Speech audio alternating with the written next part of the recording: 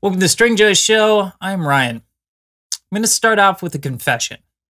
I may have once sold a guitar for more than it was worth based on a tiny decal on the heel of its neck. Now, in my defense, I also paid more for that guitar based on the tiny decal on the heel of the neck. What specifically am I talking about here? I am talking about a Fender guitar that was labeled as crafted in Japan. So what is the difference between Fender guitars labeled as crafted in Japan and made in Japan? Let's dive in.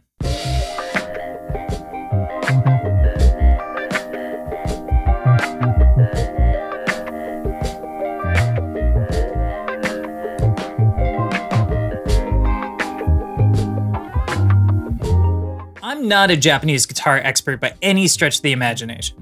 I've owned 2 Japanese Fenders in my life.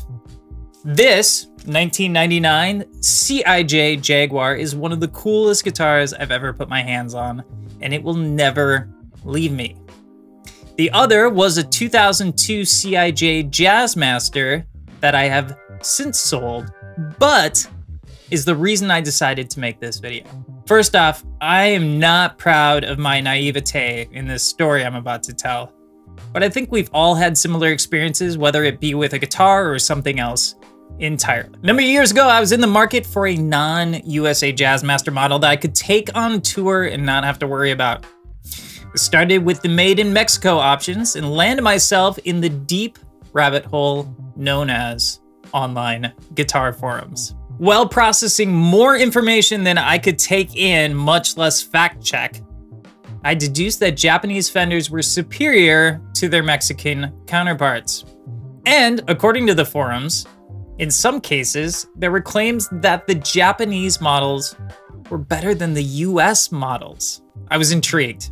So I decided to try out this new website that had just emerged called reverb.com, where I searched for Japanese Jazzmasters. I was presented with a handful of options, but one grabbed my attention. It was Lake Placid blue and it was priced a bit higher than the other options.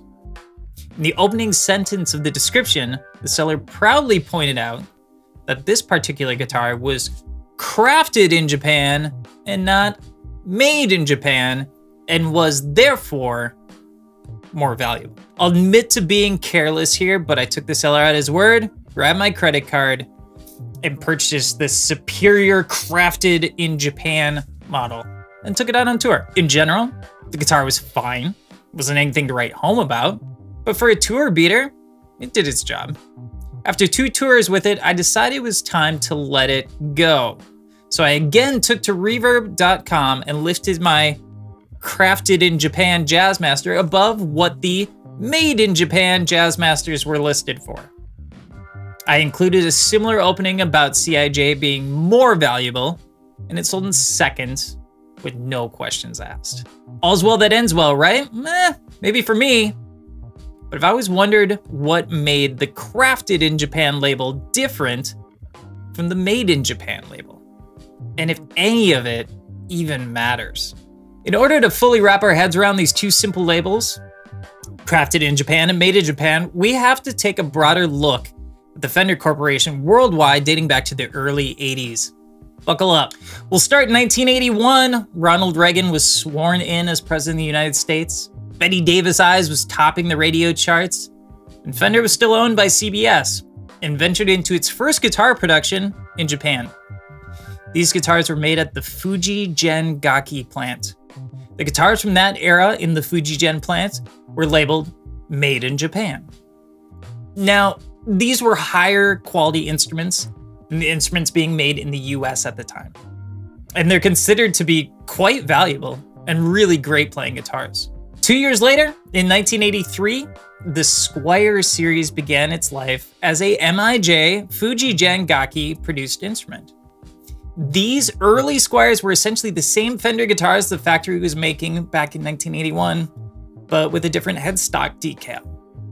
These early Squier guitars, dated approximately 1983 to 1987, are considered to be super high quality guitars and have become a bit of a collector's item. Fast forward 2 years from 1983 to 1985, CBS sold Fender to the employee-led ownership group headed by Bill Schultz. The sale, however, did not include the manufacturing facility, and as a result, except for a small number of already completed guitars, the only Fender guitars produced from 1985 to 1986 were made in Japan by the Fuji Gen Gaki Corporation.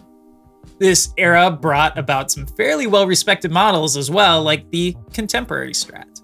1987 was a big year as Fender purchased the production facility in Corona, California. American guitars were once again produced, and the early production USA guitars are widely considered to be some of the finest guitars Fender has ever built. Also in 1987, Fender opened the factory in Ensenada, Mexico.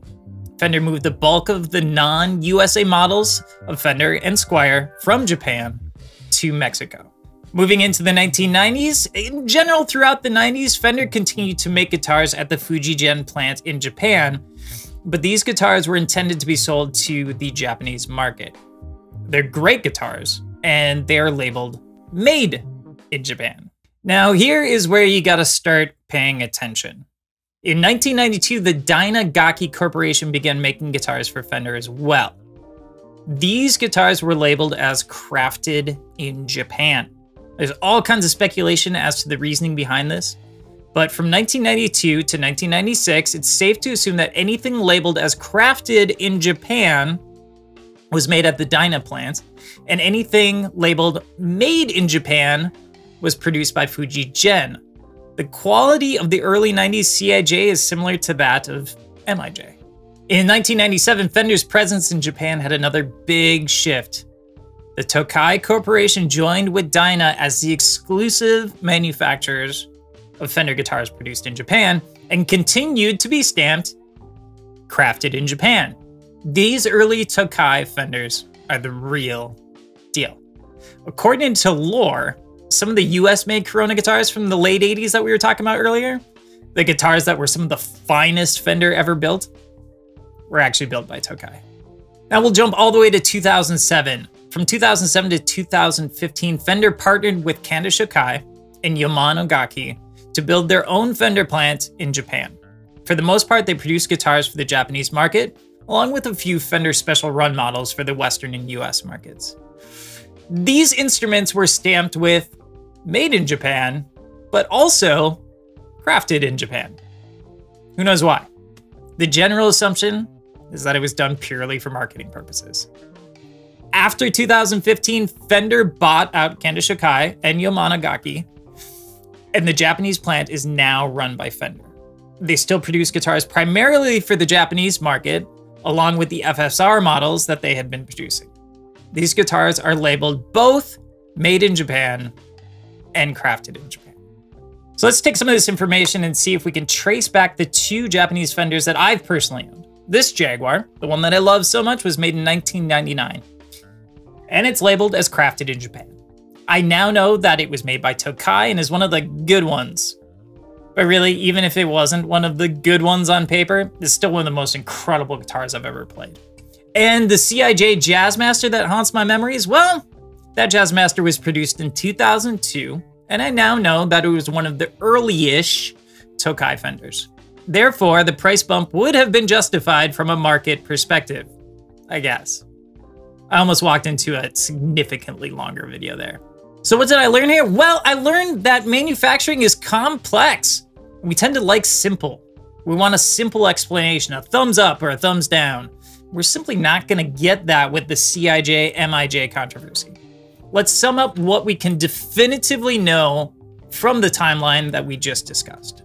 Early 80s MIJ and Squier guitars made in Japan are awesome and collector's items. Early 90s MIJ was made by Fujigen and CIJ was made by Dyna. The build quality is considered to be comparable. Late 90s to early 2000s, CIJ Fenders were made by Tokai and are considered to be a higher standard of guitar.